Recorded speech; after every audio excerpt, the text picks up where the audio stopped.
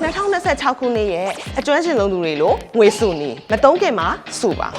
တတ်မှတ်ထားတဲ့ပုံမတုံးနဲ့တကယ်တော့ဘယ်နည်းလမ်းမဆိုလုံးနိုင်မယ်ဆိုလို့ရှိရင်တော့ကောင်းပါတယ်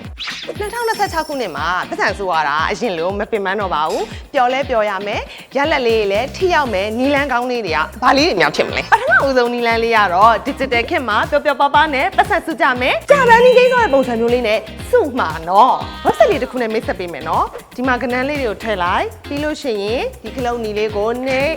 လိုက်ဘာကဏ္ဍလေးကြမ်းလဲကြည့်ကြရအောင်တာငါကိုအဲ့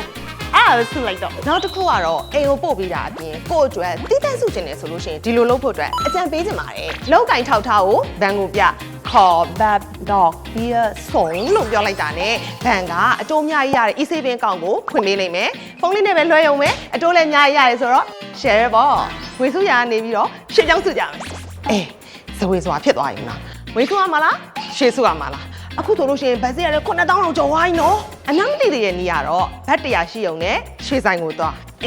ယုံကြည်ရတဲ့ရွှေဆိုင်တော့ဖြစ်ရမယ်နော်ပြီးရင်3ကန်အောင်ထောင်းပြောပြီးတော့ရှေ့စုလို့ရတယ်ဆိုင်ကအဲ့ဒီရဲ့ရွှေစည်းကိုကြည့်ပြီးတော့ဝယ်လို့ရမယ့်ဂရမ်ကိုတွက်ပေးလိုက်မယ်ခီးချင်းစီတာစုသွား၄ချိန်ပြေးလို့ရှိရင်ရွှေထုတ်ယူလို့ရပြီငွေလုံးရင်းကြီးတွေလည်းအများကြီးသုံးစရာမလိုတော့ဘူးပေါ့